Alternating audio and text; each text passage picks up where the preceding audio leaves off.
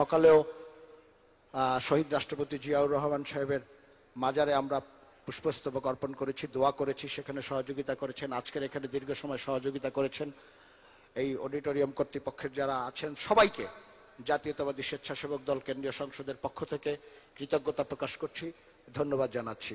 ভাইয়েরা আমার, আপনারা জানেন আমাদের ভারপ্রাপ্ত চেয়ারম্যান সাহেব বক্তব্য রাখবেন, তারপরে মনোজ্ঞ সাংস্কৃতিক অনুষ্ঠান আছে। অনেক দিন আমরা এই অনুষ্ঠান উপভোগ করি না, আপনারা সবাই থাকবেন আশা করি। তো সেই প্রত্যাশা রেখে আপনাদের সকলকে আবারও কৃতজ্ঞতা জানিয়ে এই পর্যায়ে আমাদের মাঝে বক্তব্য নিয়ে আসবেন। আমি একটি কথা আজকে হঠাৎ করেই মনে হলো, আমাদের সংগঠনের সাংগঠনিক অভিভাবক, বিএনপির সাংগঠনিক অভিভাবক, কিন্তু যারা বিএনপি করেন না, যে বিএনপি করেন সেও যেমন বিশ্বাস করে, যে বিএনপি করেন না তিনিও বিশ্বাস করে বাংলাদেশের মানুষের আশা ভরসা বিশ্বাসের জায়গায় যিনি আছেন তিনি হলেন আমাদের সাংগঠনিক অভিভাবক জনাব তারেক রহমান। এই পর্যায়ে বক্তব্য নিয়ে আসছেন বিএনপির ভারপ্রাপ্ত চেয়ারম্যান, জাতীয়তাবাদী স্বেচ্ছাসেবক দলের সাংগঠনিক অভিভাবক জনাব তারেক রহমান। বক্তব্য নিয়ে আসছেন জনাব তারেক রহমান।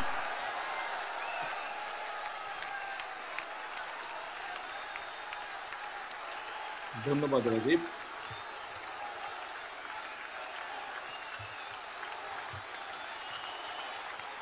বসতে হবে সবাইকে, বসতে হবে সবাইকে। বিসমিল্লাহির রহমানির রহিম। বাংলাদেশ জাতীয়তাবাদী স্বেচ্ছাসেবক দলের ৪৫তম প্রতিষ্ঠা বার্ষিকী উপলক্ষে আয়োজিত আজকের এই আলোচনা সভার সম্মানিত সভাপতি জনাব এস.এম. জিলানী, অনুষ্ঠানের মঞ্চে উপস্থিত বাংলাদেশ জাতীয়তাবাদী দল বিএনপি জাতীয় স্থায়ী কমিটির সম্মানিত সদস্যবৃন্দ, উপস্থিত বিএনপির কেন্দ্রীয় এবং অঙ্গ সহযোগী সংগঠনের বিভিন্ন পর্যায়ের নেতৃবৃন্দ, উপস্থিত গণ অভ্যুত্থানের শহীদ পরিবারের সম্মানিত সদস্যগণ এবং সমাবেশে অংশগ্রহণকারী স্বেচ্ছাসেবক দলের প্রিয় সহকর্মীবৃন্দ, আসসালামু আলাইকুম। 2024-এর গণ অভ্যুত্থানে শহীদ পরিবারের সম্মানিত সদস্য সহ আপনারা এতক্ষণ যারা বক্তব্য রেখেছেন, আপনাদের বক্তব্যে ফ্যাসিবাদী বিরোধী আন্দোলনে বিএনপি সহ সকল গণতান্ত্রিক রাজনৈতিক দলগুলোর পাশাপাশি 2024 সালের গণ অভ্যুত্থানে জাতীয়তাবাদী স্বেচ্ছাসেবক দলের ভূমিকা এবং দেশের চলমান রাজনৈতিক পরিস্থিতির চিত্র উঠে এসেছে। প্রিয় সহকর্মীবৃন্দ, মানবিকতা, ত্যাগ, সামাজিক দায়বদ্ধতা থেকে স্বেচ্ছাশ্রমের অনুপ্রেরণা এবং অঙ্গীকার নিয়ে 1980 সালের এই দিন থেকেই জাতীয়তাবাদী স্বেচ্ছাসেবক দলের পথ চলা শুরু হয়েছে। আমরা দেখেছি প্রতিষ্ঠার পর থেকেই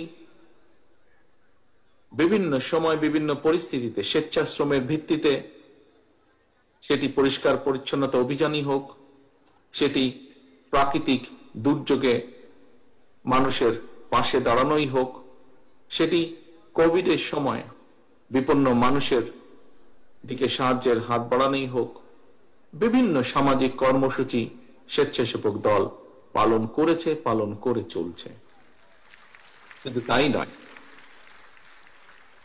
শুধু তাই নয়, একই সঙ্গে দেশে গণতন্ত্র প্রতিষ্ঠা এবং স্বৈরাচার ও ফ্যাসিবাদ বিরোধী আন্দোলনে সংগ্রামে স্বেচ্ছাসেবক দল রাজপথে ভূমিকা রেখেছে, বরং বলা উচিত শুধু ভূমিকাই রাখেনি, অত্যন্ত সাহসী ভূমিকা রেখেছে।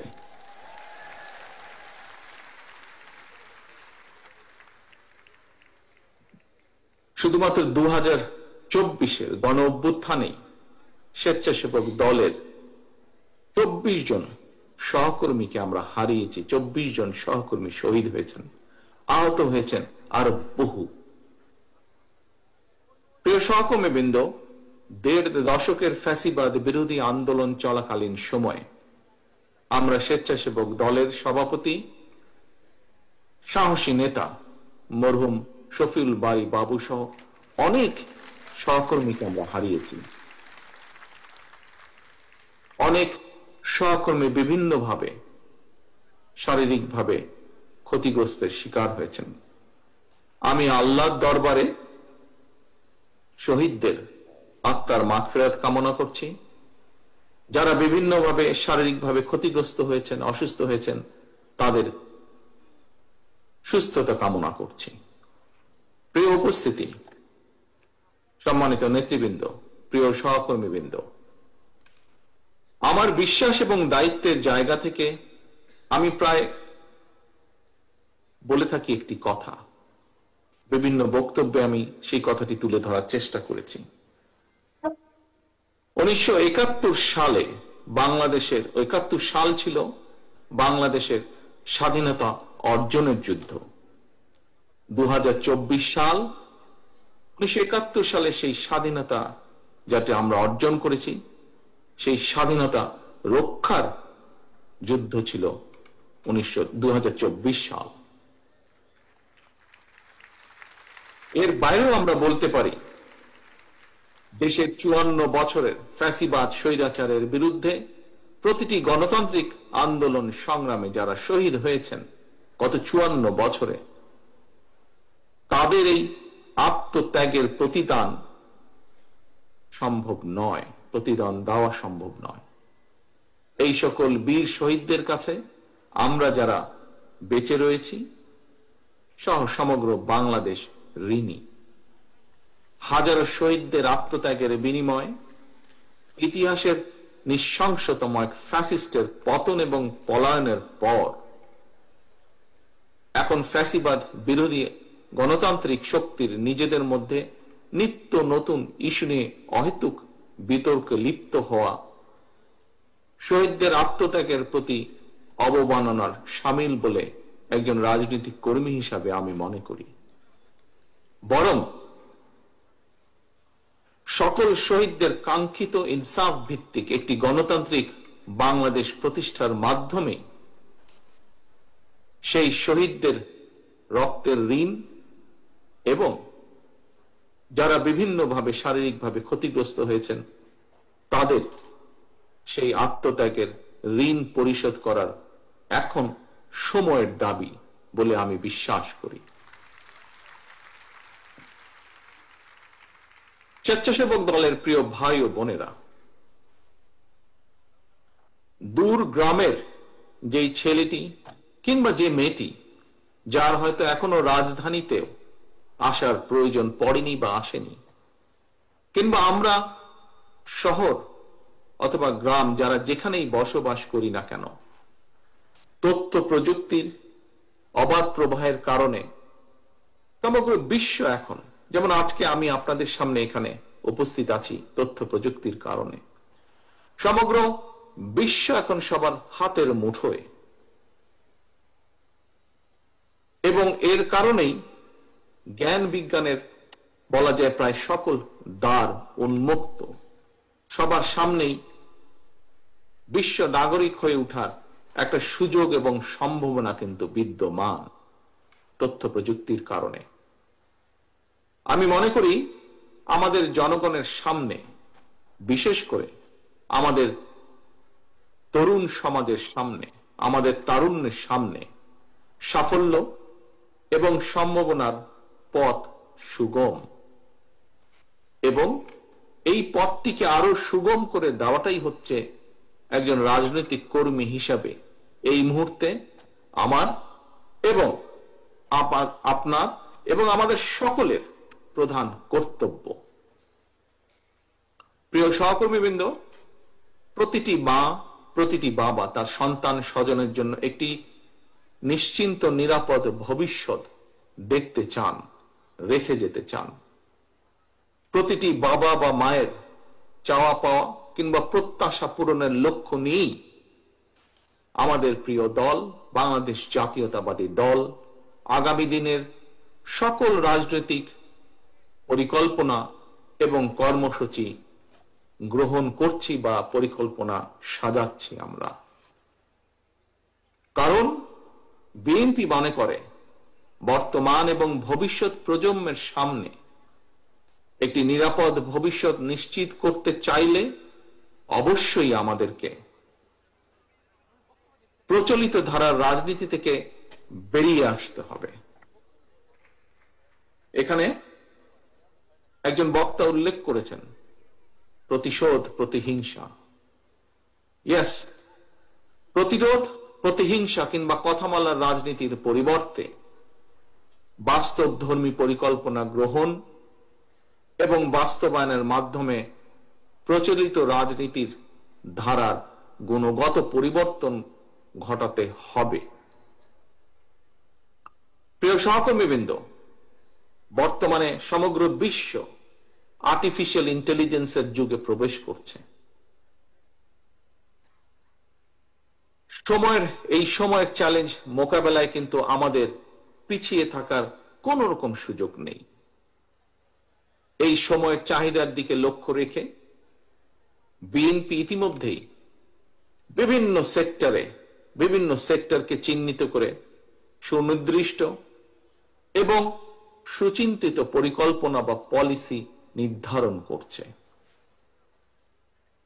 শিক্ষার্থীরা স্কুল কলেজ কিংবা বিশ্ববিদ্যালয়ে পড়াশোনা শেষ করার পর অথবা একাডেমিক শিক্ষার যে কোনো পর্যায়ে বিভিন্ন কারণে পারিবারিক বা সামাজিক বিভিন্ন কারণে আমাদের দেশে যেটা অনেক ক্ষেত্রেই হয়ে থাকে, কোনো কারণে ড্রপ আউট হলে একজন শিক্ষার্থীকে আর যাতে বেকার জীবন কাটাতে না হয় অথবা বেকারের অভিশাপের মধ্যে বেশি দিন কাটাতে না হয়, সেই পরিকল্পনাকে সামনে রেখেই শিক্ষা কারিকুলামে স্কুল পর্যায় থেকে বিশ্ববিদ্যালয় পর্যায় পর্যন্ত অন্তত একাডেমিক স্টাডির পাশাপাশি ব্যবহারিক এবং কারিগরি শিক্ষা অন্তর্ভুক্ত করার পরিকল্পনা বা সিদ্ধান্ত আমরা গ্রহণ করেছি বিএনপির পরিকল্পনার মধ্যে।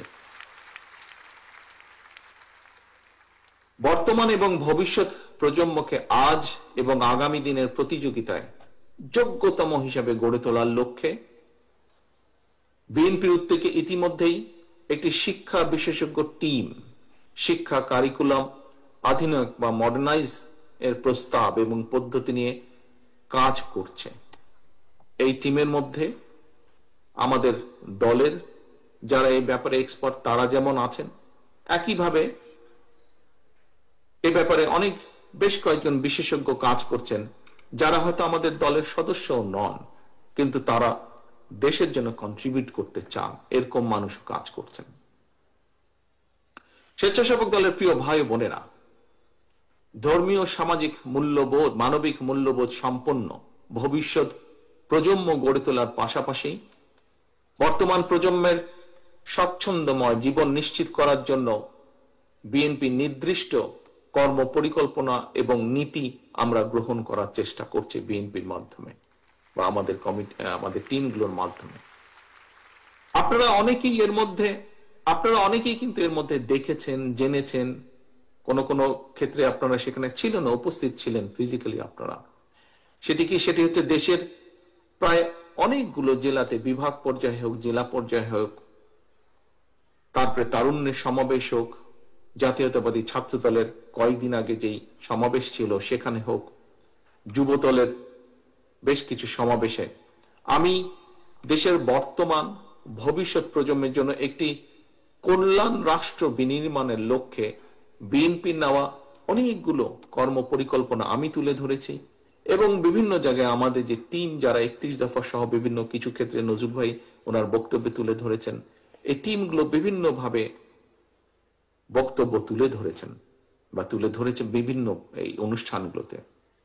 আমরা বলেছি বিএনপির আগামী দিনের নীতি বা রাজনীতি হবে জনগণের জীবন মান উন্নয়নের রাজনীতি। সেটি দেশের ভিতরে হোক, সেটি দেশের ভেতরে হোক, বিদেশে হোক, যাতে কর্মসংস্থান সৃষ্টি করা যায়। এবং শুধু কর্মসংস্থান সৃষ্টি নয়, আমাদের আরেকটি মূল লক্ষ্য বা টার্গেট থাকবে নিরাপদ কর্ম পরিবেশ সৃষ্টি করা। এটিই হবে আমাদের রাজনীতি।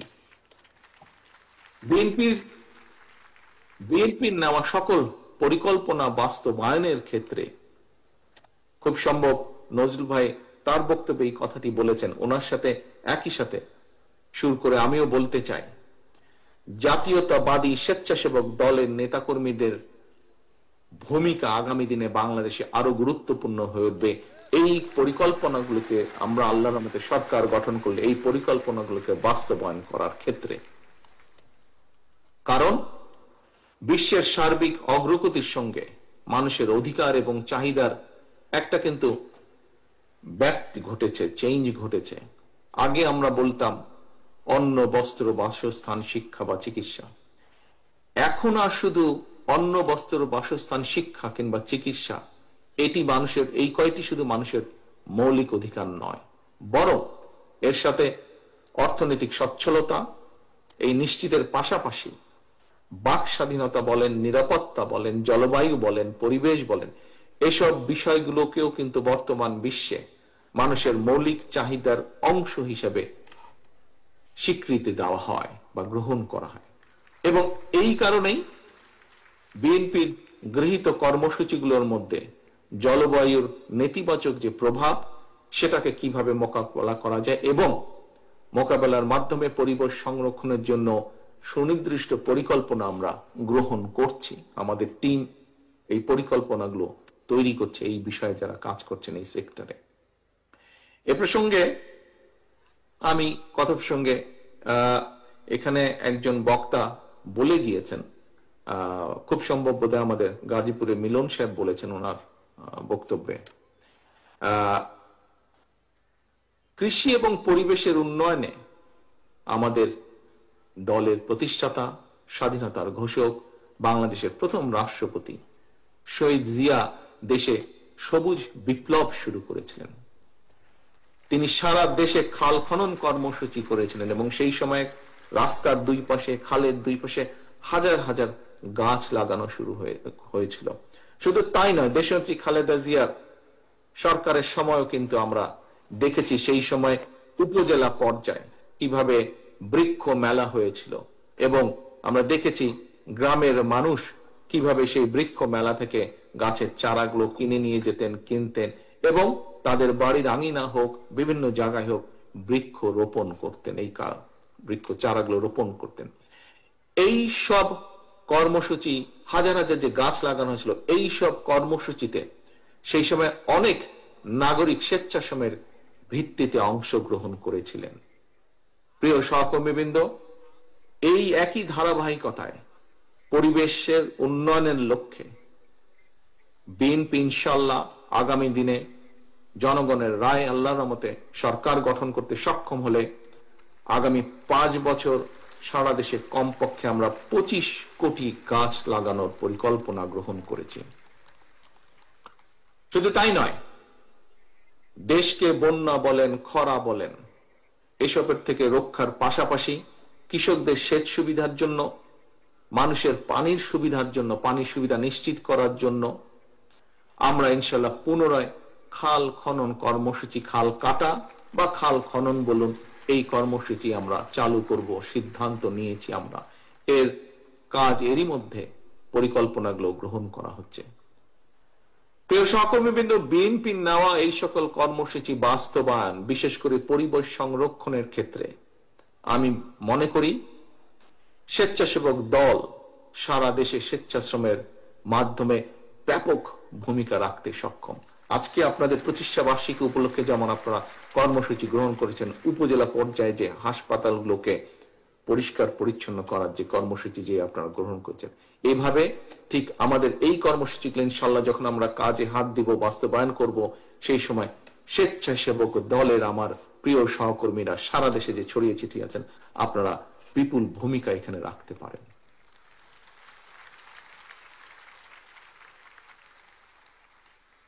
প্রিয় ভাই বোনেরা, হাজারো শহীদের রক্তের বিনিময় ফ্যাসিবাদ মুক্ত বাংলাদেশে বর্তমান অন্তর্বর্তীকালীন সরকার আগামী ফেব্রুয়ারি মাসে জাতীয় নির্বাচন অনুষ্ঠানের সম্ভাব্য সময় নির্ধারণ করেছে বা এরকম একটি ঘোষণা তারা দিয়েছেন।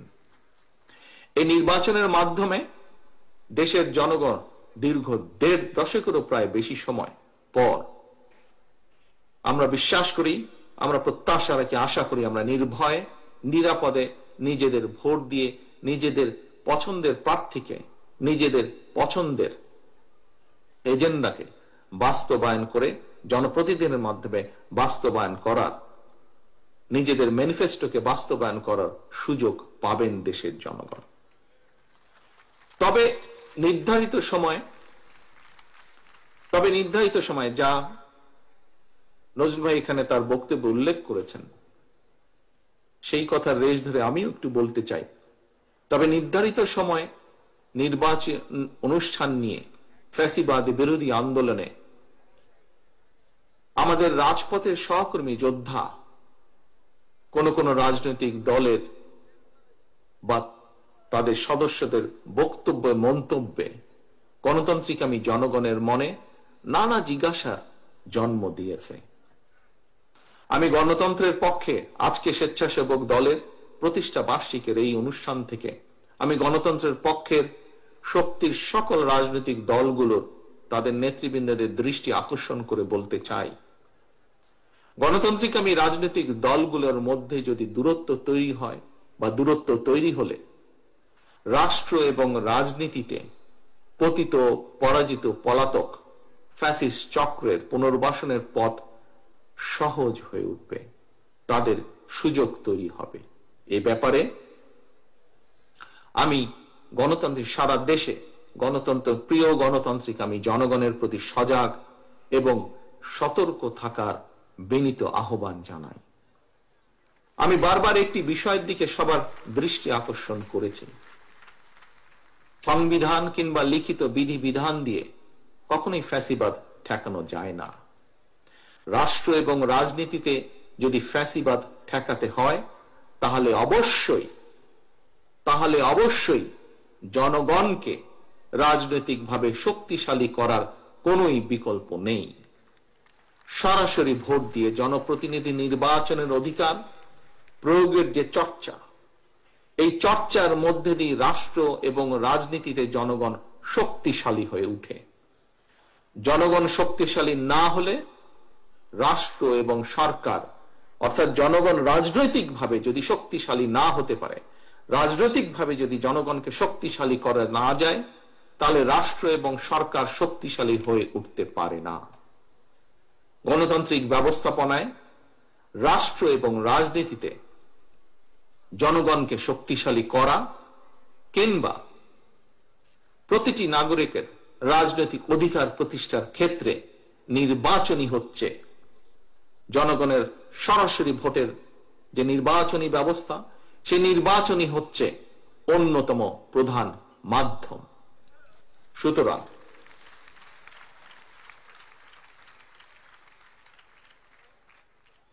সুতরাং নানা রকম উপায় বা শর্ত আরোপ করে জনগণের রাজনৈতিক অধিকার প্রতিষ্ঠার পথে যদি বাধা সৃষ্টি হয়, তাহলে অবশ্যই গণতন্ত্রের উত্তরণের পথ সংকটে পড়বে।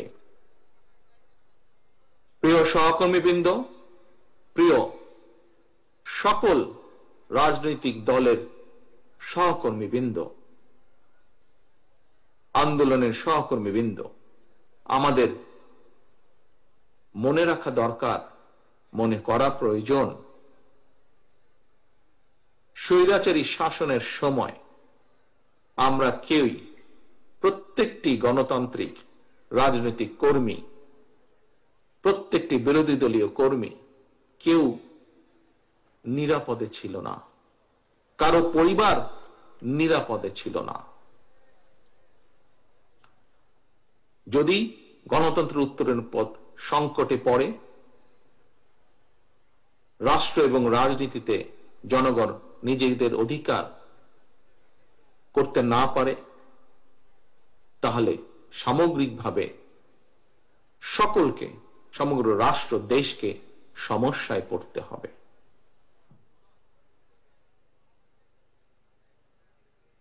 সহকর্মীবৃন্দ, আমাদের মনে রাখা দরকার, রাষ্ট্র এবং রাজনীতিতে জনগণ নিজেদের অধিকার প্রতিষ্ঠার জন্যই ফ্যাসিবাদ বা স্বৈরাচারের অবসান ঘটিয়েছে রাজপথে নেমে আসার মাধ্যমে। 2024 সালের 5ই আগস্ট। প্রিয় উপস্থিতিবৃন্দ, সম্মানিত নেতৃবৃন্দ, জনগণের সরাসরি ভোটে জনগণের সমর্থন নিয়ে রাষ্ট্র পরিচালনার দায়িত্ব পেলে দেশ এবং জনগণের কল্যাণে বিএনপির নেওয়া পরিকল্পনাগুলোর দ্রুত বাস্তবায়ন সম্ভব। সুতরাং আসন্ন জাতীয় নির্বাচনে বা নির্বাচনকে সামনে রেখে আপনারা দেশের সর্বস্তরের জনগণের কাছে বিএনপির যে পরিকল্পনাগুলো আমি আপনাদের সামনে, নেতৃবৃন্দ আপনাদের সামনে তুলে ধরেছে, সেই পরিকল্পনাগুলো আপনারা জনগণের সামনে তুলে ধরুন। বিএনপি বিশ্বাস করে জনগণই বিএনপির সকল রাজনৈতিক ক্ষমতার উৎস। প্রিয় ভাই বোনেরা, প্রিয় সহকর্মীবৃন্দ, প্রিয় নেতৃবৃন্দ, সমগ্র দেশে ছড়িয়ে ছিটিয়ে থাকা সমগ্র দেশে শহীদ জিয়া এবং দেশনেত্রী খালেদা জিয়ার সৈনিকগণ, আসুন আমরা সকলে জনগণের সামনে দাঁড়াই, জনগণকে সাথে নিয়ে আমরা জনগণকে বলি, ভোট দিলে ধানের শীষে, দেশ গড়ব মিলেমিশে।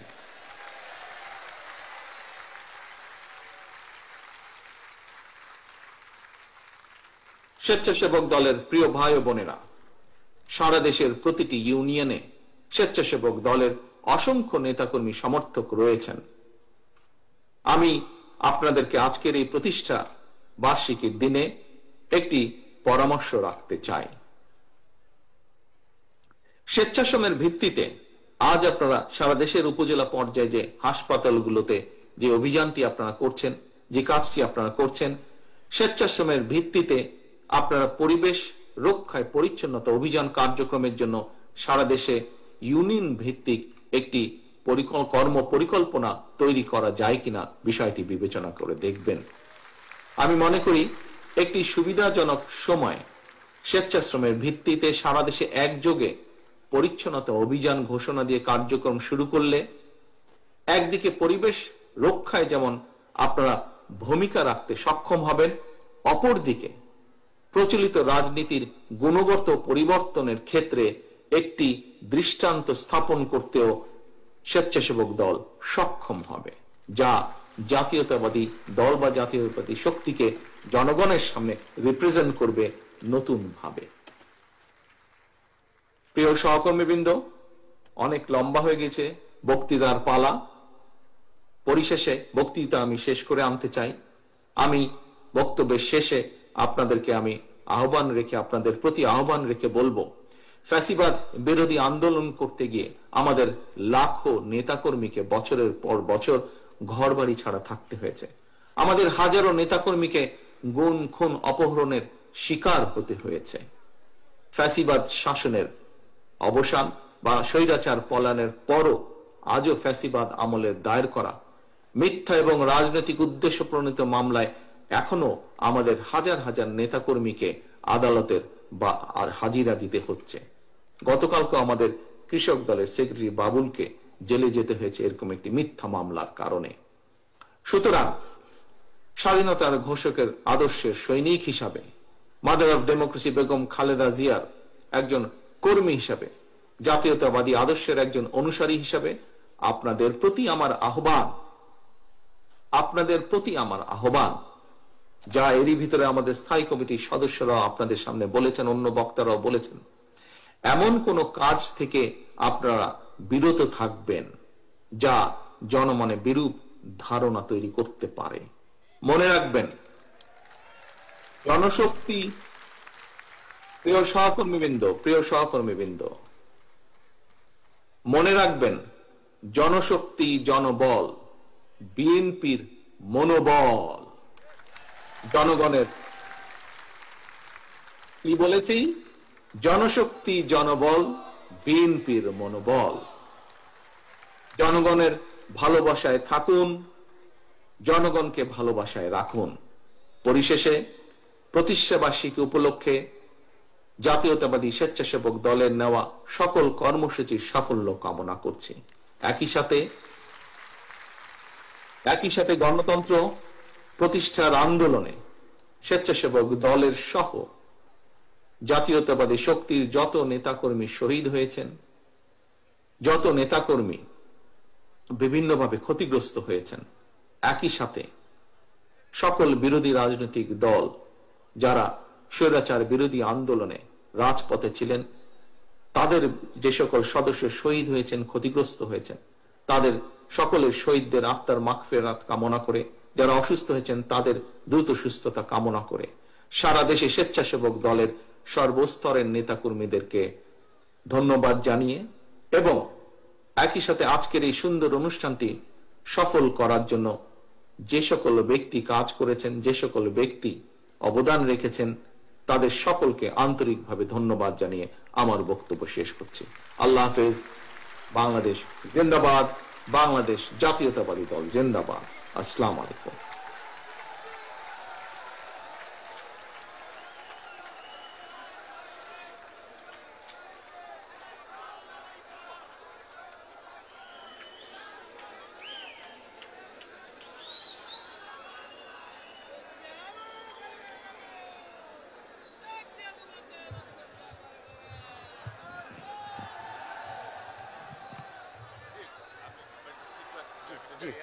প্রিয় সহকর্মীরা, আমাদের সাংস্কৃতিক অনুষ্ঠানে গান পরিবেশন করবেন আপনাদের প্রিয় ব্যান্ড ডিফারেন্ট টাচ।